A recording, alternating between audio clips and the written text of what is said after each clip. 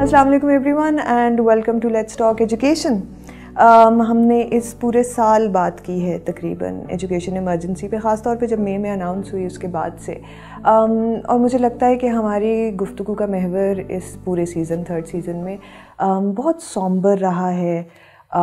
we've had some very sobering realities to talk about, to discuss, and always trying to see, the other side of the coin, the silver lining around the clouds. But تھوڑا مشکل ہو جاتا ہے بعض دفعہ. اس لیے جو ہمارے آج کے گیسٹ ہیں، I think we're here with him today because he's had this long journey of struggle, and it's always good, I feel, to not just learn but also borrow from the energy of people who really never give up. And that's really the whole point of this conversation we have in this podcast, کہ جی مسائل تو ہیں ہمیں پتہ ہے، لیکن ہمیں focus رکھنا ہے ہمیشہ حل پہ. So now, without further ado, let me introduce you to our guest. We are here with Mr. Haris Khaliq.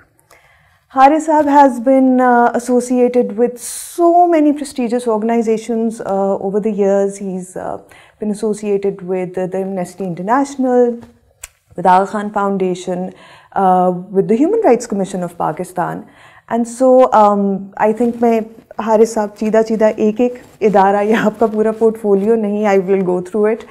مجھے لگتا ہے کہ 10-15 منٹ تو ورنہ ہمارے اسی میں لگ جائیں گے. But thank you so much for making time. نہیں، آپ کا بہت شکریہ کہ آپ نے مدعو کیا اور موقع فراہم کیا کہ کچھ خیالات کی یعنی آپس میں ایکسچینج ہو جائے.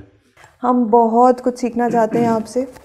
اینڈ سب سے پہلی چیز، گیون یور ناٹ، آئی مین آپ کا کریئر تو ایک جگہ پہ ہے، but your place as a literary figure, as an activist, the struggles you've had your written word censored over the years, and in spite of that, it's very inspiring. You've just found a way to, navigate, to just swim across from whatever hurdles come and find your way. کس طرح shape کیا ہے اس نے آپ کو، آپ کی سوچ کو اس ساری اسٹرگل نے؟ And then your role as a veteran right now in the sector, and we're talking about education, but we can talk about human rights generally also, of course. How has that آپ کے زاویے کو shape کرنے میں اس نے کس طرح سے influence کیا ہے؟ دیکھیے اریبہ، اس میں جو سب سے اہم بات ہے میرا خیال ہے وہ یہ ہے کہ آپ نے خود ہی وہ پہلے بیان کر دی کہ آپ اداسی اور مایوسی دو علیحدہ علیحدہ لفظ ہیں. تو آپ اداس ہونے کی تو بہت پاکستان میں مواقع ہیں کہ انسان مستقل اداس رہتا ہے، اور چونکہ حالات بظاہر یہ لگتا ہے کہ نہیں تبدیل ہو رہے اور بہت طویل عرصے سے ہم بہت سارے مسائل کو حل ہوتا ہوا نہیں دیکھ رہے، بلکہ وہ مزید کمپلیکس ہوتے جا رہے ہیں، گمبھیر ہوتے جا رہے ہیں. لیکن اگر آپ مایوس ہو جائیں تو پھر کوئی خاص آپ آگے بڑھنے کا بحیثیت فرد کے، انڈیویجول کے بھی اور کلیکٹیو کے بھی، آپ آگے نہیں بڑھ پاتے. پھر طے ہو جاتا ہے کہ اب آپ مایوس ہیں اور اب بات آگے نہیں بڑھے گی اور کوئی تبدیلی نہیں آئے گی. تو میرا خیال ہے کہ تبدیلی کے لیے مسلسل جدوجہد کرتے رہنا وہ بہت ہی ضروری ہے. اور وہ میں چونکہ ایک بہت ادنا سا طالب علم ہوں تاریخ کا، تو مجھے اس بات کا اندازہ ہے کہ یہ نشیب و فراز، یہ اونچ نیچ، اتار چڑھاؤ تمام قوموں کی زندگیوں میں آتا ہے. تو یہ کوئی پاکستان سے مخصوص نہیں ہے. اور پاکستان میں کام کرنے کے لیے اور پاکستان میں مسلسل ایک بات کو آگے بڑھانے کے لیے ایک بہت صبر کی اور تحمل کی ضرورت ہوتی ہے. اور وہ محض نعرے لگانے سے، نعرے بازی سے یہ مسائل حل نہیں ہوتے. تو آپ کو تحقیق کی ضرورت ہے، آپ کو شواہد اکٹھے کرنے کی ضرورت ہے، آپ کو مسلسل، جیسے آپ پیروکاری کہتے ہیں، ایڈوکیسی کہتے ہیں، وہ کرتے رہنے کی ضرورت ہے. کیونکہ یہ مسائل، دیکھیے بہت ساری اچھی چیزیں بھی تو ہوئی ہیں نا اس دوران، تو وہ بھی کچھ لوگ لگے ہوئے تھے، ان کی ایک جدوجہد رہی ہے، اسٹرگلز رہی ہیں. تو اس کے نتیجے میں آپ دیکھتے ہیں کہ پاکستان میں خواتین کی تحریک کتنی کامیاب اور کتنے اس کے مثبت نتائج بھی نکلے ہیں. حالانکہ ان کے ساتھ ابھی بھی جس قسم کی صورتحال ہے وہ ہم سب کے علم میں ہے. لیکن آپ یہ دیکھیے کہ میں ایک چھوٹا سا سوال ہر محفل میں کرتا ہوں اور دہراتا ہوں اس کو. جہاں خواتین زیادہ ہوں, کم عمر خواتین زیادہ ہوں, تو وہاں ان سے آپ یہ پوچھیں گے کیا وہ اپنی والدہ اور اپنی نانی دادی کے مقابلے میں زیادہ پڑھی لکھی ہیں, تو 20 میں سے 19 کہتی ہیں جی. بالکل. اور تو کوئی نہ کوئی کچھ لوگوں نے یہ کام کیا ہے اور ابھارا ہے اس جذبے کو, جس کے نتیجے میں یہ ہوا ہے. چاہے وہ فاطمہ جناح ہوں یا وہ بے نظیر بھٹو ہوں, جو بھی مطلب ہماری تاریخ میں چاہے وہ سیاسی رہنما خواتین گزری ہوں یا وہ سماجی رہنما خواتین گزری ہوں, جیسے آسمہ جہانگیر تھیں, اور اب بھی موجود ہیں ایسی بہت سی خواتین, انسنگ ہیروز ہیں ہماری, شیروز ہیں. تو وہ ایک آپ کو نظر آتا ہے. بالکل اسی طرح تعلیم کے شعبے میں بھی آپ کو کرٹیکل تھنکنگ بڑھتی ہوئی نظر آتی ہے. ایک طرف ظاہر ہے کہ فاؤنڈیشنل لرننگ اور لٹریسی کے نیومریسی کے پرابلمز ہیں, لیکن دوسری طرف آپ کو یونیورسٹیز میں نظر آتا ہے کہ کرٹیکل تھنکنگ ہو رہی ہے.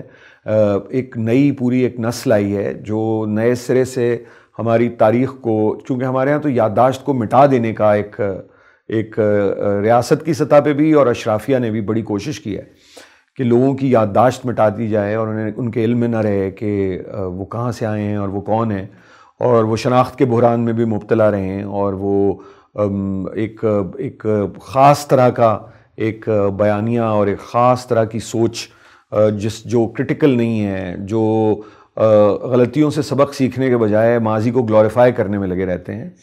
تو اس کو پش بیک دینے کے لیے اب بہت سے نئے لکھنے والے آ گئے ہیں, اس میں خواتین بھی ہیں اور مرد بھی ہیں.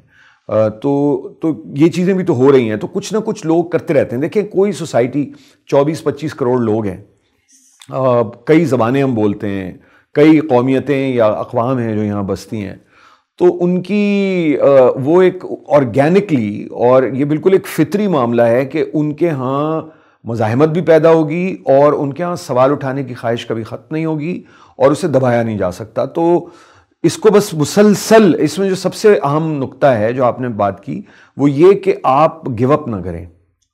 کبھی you take a step back, لیکن ڈونٹ گیو اپ. اور زندگی جو ہے نا وہ 100 میٹر کا اسپرنٹ نہیں ہوتی, وہ میراتھن ہوتی ہے. اور جو میراتھن رنرز ہوتے ہیں ان کا ضروری نہیں ہوتا کہ ان کو کوئی میڈل ملے یا ان کو کوئی ان کا نام سب کو پتہ ہو, لیکن یہ کہ وہ میراتھن جو لوگ دوڑتے ہیں وہی آگے تک جاتے ہیں. مطلب 100 میٹر نہیں دوڑتے, وہ 26 میل دوڑتے ہیں. تو یہ امپورٹنٹ ہے کہ جو لوگ بھی اس شعبے میں کام کر رہے ہیں, چاہے وہ انسانی حقوق سے متعلق ہو یا تعلیم کے بنیادی حق سے متعلق ہو یا صحت کے بنیادی حق سے متعلق ہو یا باعزت روزگار سب کے لیے سے متعلق ہو, تو ان سب چیزوں کے لیے میرا خیال ہے مسلسل کچھ نہ کچھ کرتے رہنا ضروری ہے. دامے درمے سخن ہے, جس طرح سے بھی آپ کر سکتے ہیں. Very important. Thank you so much, Haris sahab. And when we were coming to interview you, I was really hoping that we're able to capture this sort of energy. Thank you for infusing it in today's conversation. That energy that is hopeful, constantly hopeful in spite of whatever is happening. جو چیز control میں نہیں ہے وہ تو ہمارے control میں ہی نہیں ہے نا, لیکن جو ہمارے بس میں ہے, جس وقت جو شمع جلانا, we should constantly do that. آپ کی جو آخری بات ابھی آپ کر رہے تھے, مجھے اس سے ذہن میں آ رہا تھا کہ ایک پہلو تو تعلیم کو لے کر یقیناً یہ ہے, we talking about foundational learning, بچوں کی کوگنیشن, کلاس روم کے اندر کیا کوالٹی ہے, اسکول کے اندر برک اینڈ مارٹر سے ہٹ کے ایکچولی لرننگ انوائرمنٹ کیا ہے, بچوں کو ایکسیس کتنی ہے. سو بٹوین ایکسیس اینڈ کوالٹی بہت ساری چیزیں ہیں جو ہم ڈسکس کر سکتے ہیں, بٹ تھوڑا سا انٹینجبل ہو کر اگر ہم بات کرنا چاہیں, فنون لطیفہ, arts generally over the years we've seen کہ ماں سوائے کچھ گنے چنے شاید high end high cost private schools کے علاوہ arts at least school level پہ بھی we've seen a demise of it. It would be a very superficial question if I ask you کہ جی آرٹس کا کیا رول ہے بچے کی نشو نما میں.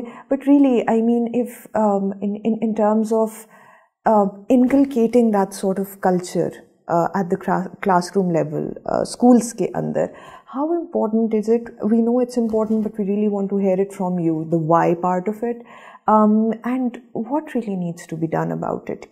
We can sort of see more arts, more culture being celebrated in our classrooms.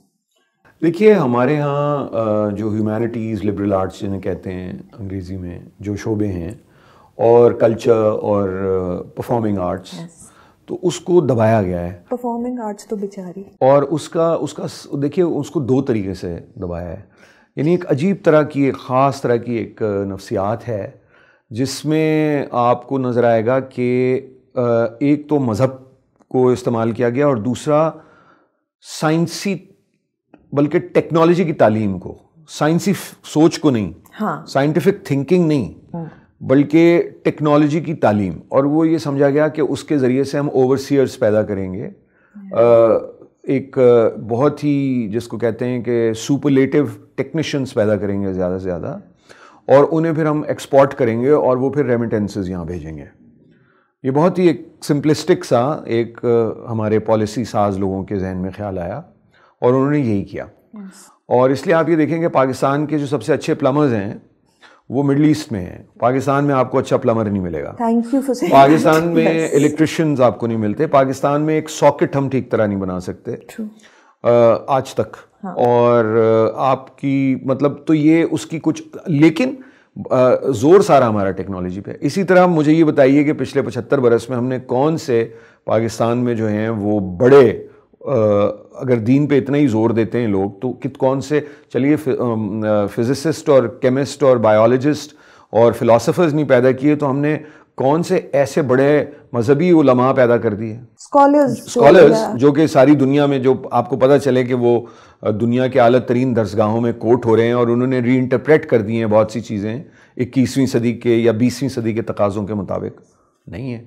تو ہمارا بہت ایک عجیب یہ معاملہ رہا ہے. اور دوسرا یہ ٹیکنالوجی اور ریلیجن کو ہم نے بڑھایا ہے, ایک خاص طرح کی ریلیجیوسٹی کو بڑھایا ہے. ریلیجن کو بھی نہیں, اس کا کوئی لوگوں کے بلیف سے تعلق نہیں ہے بلکہ خاص طرح کی ایک انہیں ایک ڈگر پہ لگا کے اور نیرو کر دیا نا, مایوپک ایک ویو کر دیا آپ نے.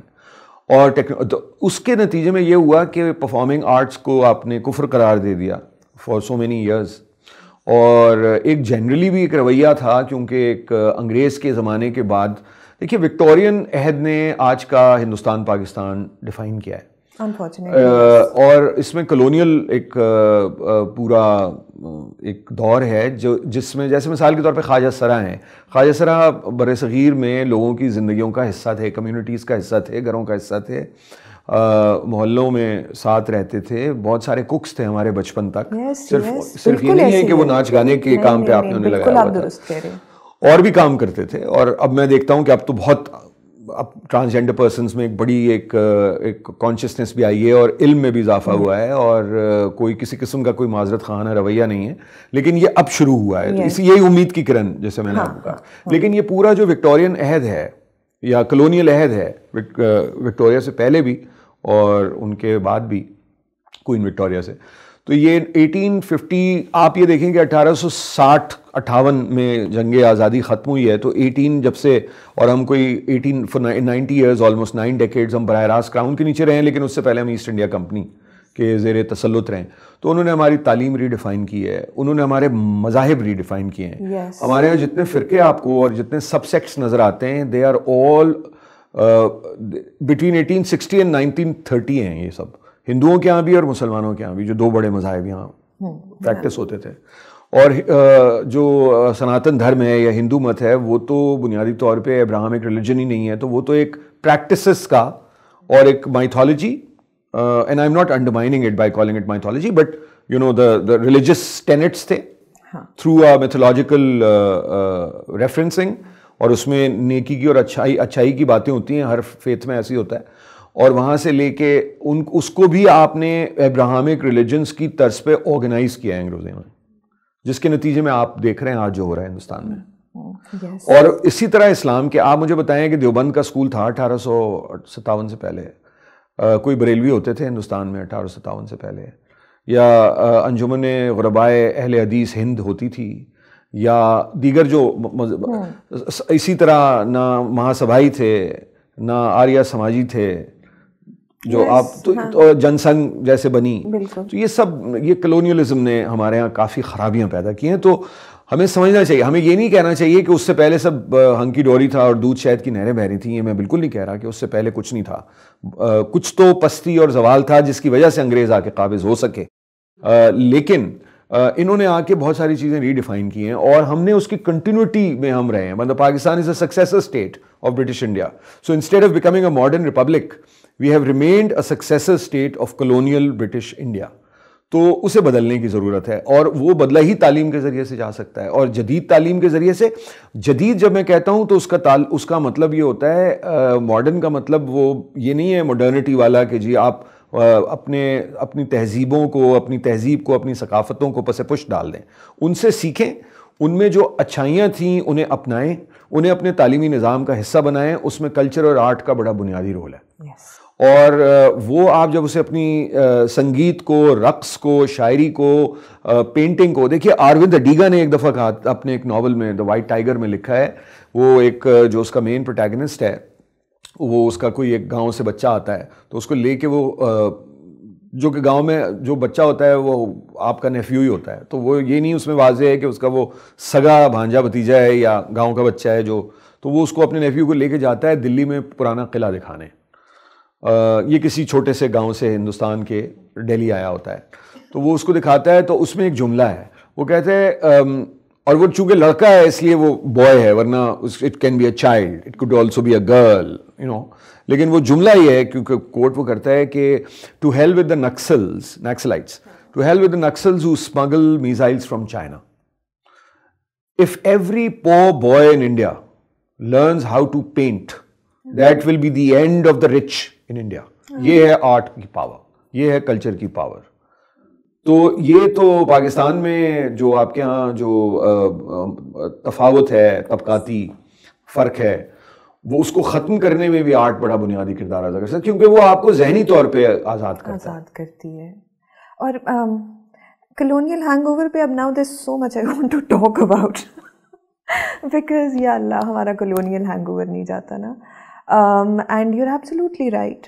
اس کی وجہ سے I mean irony, it's not that the irony is lost on me. I'm talking in my colonizer's language and I'm criticizing the colonial hangover, but such is the influence. But بات صرف یہ نہیں ہے کہ the language یا ہم نے نیٹیوائز کر لیا ہے.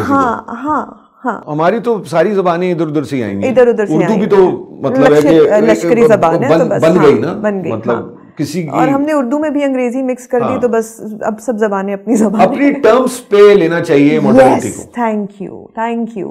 اور پھر آپ اس کو آگے بڑھیں. This is the most important thing that modernity absolutely does not, I mean I really want to reiterate what you just said, it does not mean کہ ہم لوگ اپنے کلچر کو پس پشت کر دیں جس طرح آپ نے کہا. اٹ از کہ ہم اپنے کلچر کو اس ماڈرنٹی کے ساتھ کس طرح مزید بڑھاوا دیں گے, آگے لے کے جائیں گے, اس کو ری برانڈ کریں گے.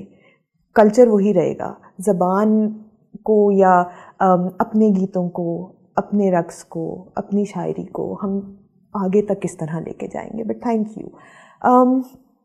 I think of the many ills of the colonial era is also the inequity.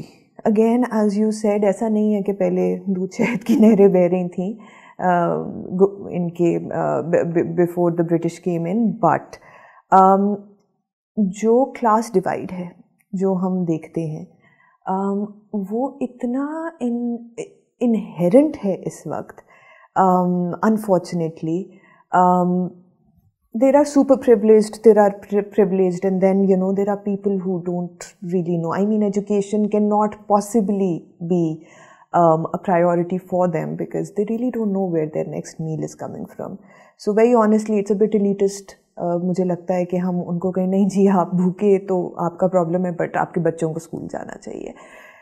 تو انیکوٹی ان ایجوکیشن کے بہت سارے لیولز ہیں اس وقت جن کو ہمیں دیکھنے کی ضرورت ہے. انفارچونیٹلی دنیا میں سب سے زیادہ آؤٹ آف اسکول بچے اس وقت پاکستان میں ہیں.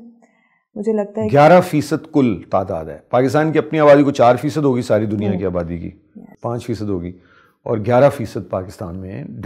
250 ملین بچے آؤٹ آف اسکول ہیں ساری دنیا میں, 250 ملین, اور اس میں سے 26.2 ملین ہمارے ہیں, جس میں کوئی 14 ملین 15 ملین لڑکے ہیں.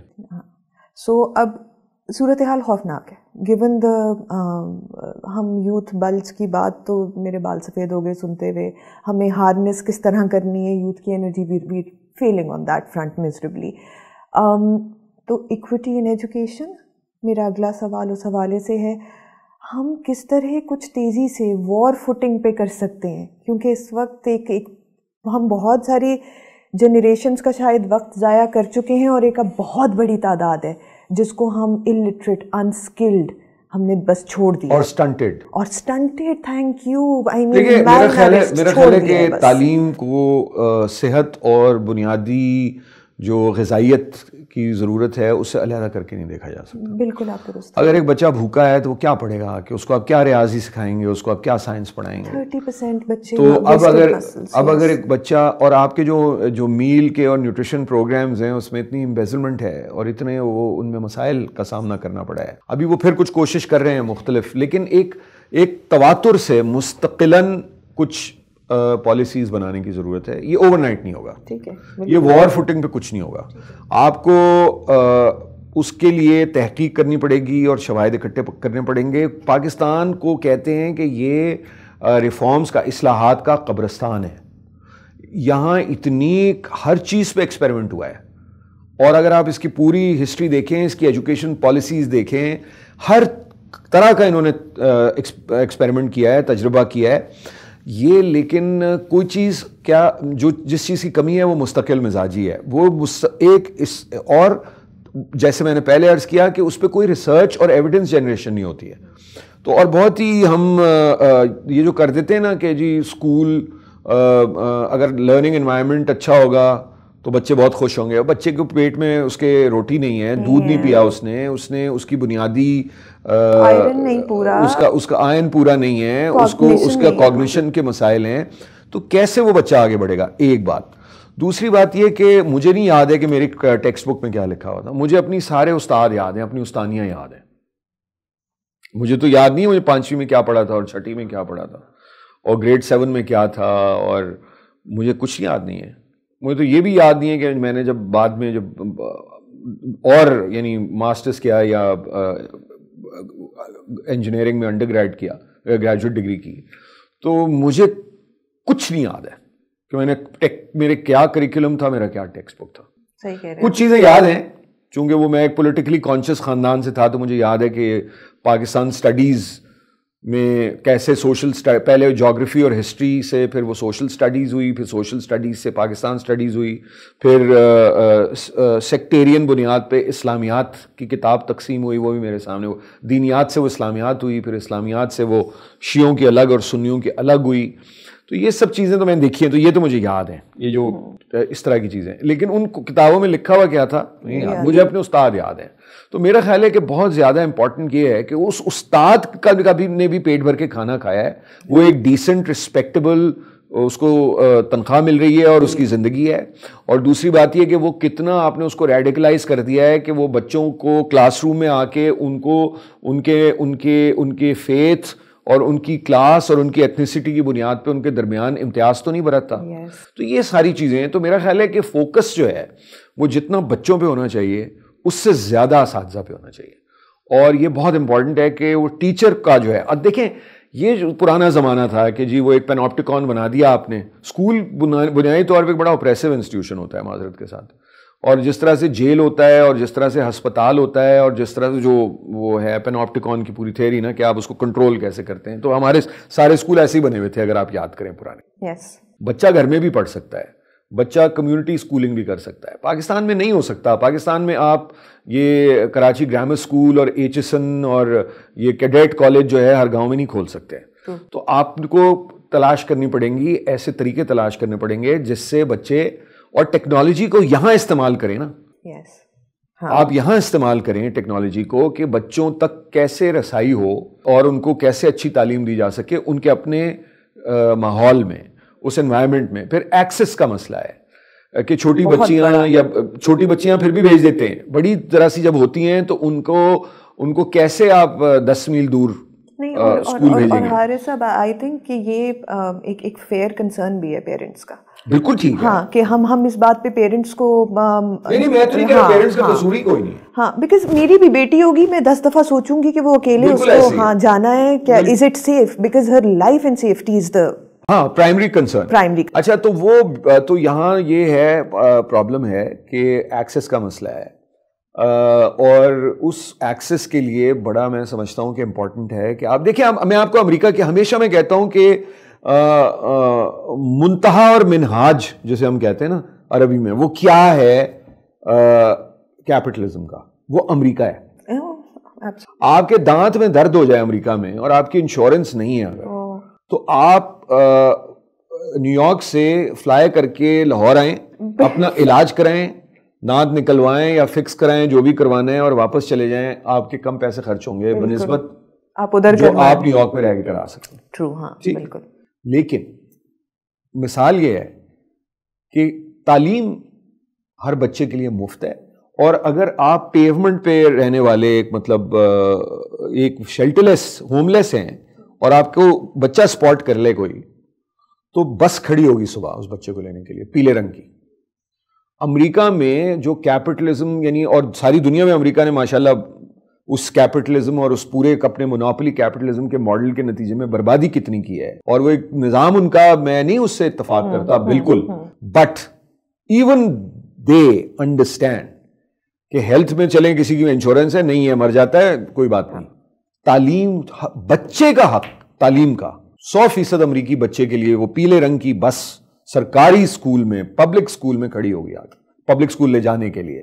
تو اگر تو آپ تو ویلفیئر اسٹیٹ ہونے کے دعوے دار ہیں, آپ نے تو آرٹیکل 25A میں ایجوکیشن کے رائٹ کو 5 to 16 کی عمر تک اس کو جسٹسیبل بھی بنا دیا ہے.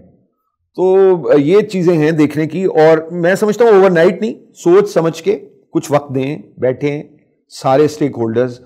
جو یہ جو کنسنسس ہوتا ہے نا کہ پولیٹیکل پارٹیز کا, کہ جی ہم مذاکرات پہ تیار, ان کا سب کا کنسنسس ہونا چاہیے, آل پولیٹیکل فورسز کا کنسنسس ہونا چاہیے پاکستان میں universal education 1 and quality education, universal quality education, access to universal quality education, یہ پاکستان میں ضروری ہے. اور اس کے اوپر ان کو یہ بھول جانا چاہیے کہ ان کے کیا اختلافات ہیں آپس میں.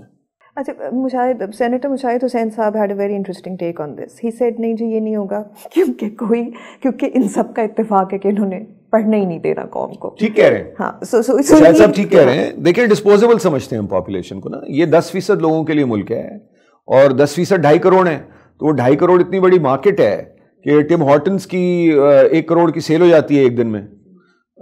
جب کھلتا ہے وہ لاہور میں, پہلے دن میں 1 کروڑ کی سیل ہو گئی تھی اس کی, 1 کروڑ یا 2 کروڑ پتہ ہو جائے, مائنڈ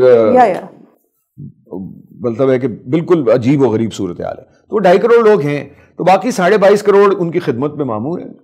یہ سب سے بڑا مسئلہ ہے. تو وہ مسئلہ ہے, لیکن یہ کہ پھر بھی ان 2.5 کروڑ میں کچھ بینیولنٹ سولز بھی ہیں, ان کو بہتر آرگنائز کرنے کی ضرورت ہے. اور دیکھیے تعلیم جو ہے نا, اس کے بارے میں کوئی یہ نہیں کہہ سکتا پبلکلی, چاہے وہ اپنے مزاروں کو نہ جانے دیتا ہو, وہ کہہ نہیں سکتا, آپ کے پروگرام پہ آ کے نہیں کہہ سکتا وہ نہیں. ہاں, they will have to be politically correct. They will have to be political. So I think we should push the frontiers further. Constantly. So Haris, we've taken up a lot of your time. I know you have another engagement to run to. So very quickly, you're engaged with DARE these days. Research consortium hai. There's a lot of chatter in the sector. Everybody is very excited about the researches that will come out of this, inshallah. How do you foresee they'll shape and inform policy in the next few years? دیکھیے, اس کا جو DARE research consortium ہے, اس کا پورا مقصد ہی policy میں تبدیلی لانا ہے, اور اسی لیے اس میں تاخیر جو ہو رہی ہے کیونکہ ہم بہت ہی ایکیڈیمکلی ریگرس اینڈ روبسٹ ریسرچز کرانا چاہتے ہیں, مگر ساتھ ساتھ جو پروسیس ہے اس میں یہ ضروری ہے کہ اس میں policy recommendations relatable and relevant policy recommendations آئیں, اور گراؤنڈ پہ جو صورتحال ہے پورے پاکستان میں, مختلف صوبوں میں, گلگت بلتستان میں, فیڈرل کیپٹل ٹیریٹری میں, ہر جگہ مطلب جو بھی, تو وہ اس کا ایک بہت ہی ایک سنجیدہ تجزیہ اور اس پر تحقیق کی جائے اور مسائل کو نئے سرے سے سمجھا جائے, اور جو پہلے چیزیں ہوئی ہیں ان کا بھی کچھ ڈسکورس انالیسس بھی ہو اور سنتھسس بھی ہو, ایویلویشنز بھی ہوں, اور پھر کچھ ایسے یعنی ٹھوس ہمارے پاس شواہد آئیں, ایویڈنس ہو, research, serious research based evidence جو پالیسی میں ٹرانسلیٹ ہو, اور وہ پالیسی پھر ہم تمام صوبائی حکومت, کیونکہ یہ K-12 جو ایجوکیشن ہے یہ ڈیوالوڈ ہے سبجیکٹ اور ہونا بھی چاہیے تھا, خیر پہلے بھی یہ ڈیوالوڈ ہی تھا لیکن کنکرنٹ لسٹ پہ تھا, تو اب وہ کنکرنٹ لسٹ پہ نہیں. تو یہ صوبوں کے ساتھ بھی ہماری کوشش یہی ہے کہ چاروں صوبوں میں اور مرکزی سطح پہ, وفاقی سطح پر ان پالیسیز پہ عمل درآمد ہو اور لانگ ٹرم سلوشنز ہوں. اسی لیے میں نے آپ سے کہا کہ یہ جو کوئک فکسز ہیں یہ نہیں چلیں گے, تو ہمیں امیڈیٹلی کچھ تو کرنا ہے, یعنی بچوں کو اسکول میں وہ کچھ چیزیں تو کرنی ہے, لیکن جو لرننگ پاورٹی کے مسائل ہیں, جو کریکولم سے متعلق چیزیں, ویسے ہمارا فوکس اتنا زیادہ کریکولم پہ نہیں ہے جتنا ایکسس پہ ہے اور کوالٹی پہ ہے, لیکن کریکولم بھی ظاہر ہے اس سے نتھی ہے, جڑا ہوا ہے. تو یہ ڈیئر کی ریسرچز 2025 میں آنا شروع ہو جائیں گے انشاءاللہ, اور انشاءاللہ, اور 2026 تک یہ پروگرام ہے. تو ظاہر ہے بہت مختصر ہے, یہ ڈونر فنڈڈ پروگرامز کا مسئلہ ہوتا ہے. دیکھیں ہمیں یہ بھی کوئی قابل فخر بات نہیں ہے, یہ کام پاکستان کی سرکار کو خود کرانے چاہیے. مطلب اگر آپ اتنا بڑا SCO کا سمٹ کرا سکتے ہیں تو اس پہ جتنے آپ نے پیسے خرچ کیے ہیں اس میں 10 سالڈ ایجوکیشن اور ہیلتھ ریلیٹڈ ریسرچز ہو سکتی ہیں جو ریاست کو خود کرانی چاہیے. لیکن چلیں ہم شکر گزار ہیں کہ اگر FCDO برٹش گورنمنٹ اگر وہ کر رہی ہے سپورٹ تعلیم کے شعبے میں تو اچھی بات ہے, وہ کر رہے ہیں, لیکن فائدہ ہماری اپنے جو پالیسی ہے, جو پورا پالیسی کا انوائرمنٹ ہے اس کو ہونا چاہیے. اور میرا خیال ہے کہ کچھ جگہ ایپیٹائٹ ہے, میں یہ کنفرم کر سکتا ہوں بات, کچھ صوبوں میں اور وفاقی سطح پہ بھی ایٹ دا سینٹر تو وہ ہے ایپیٹائٹ.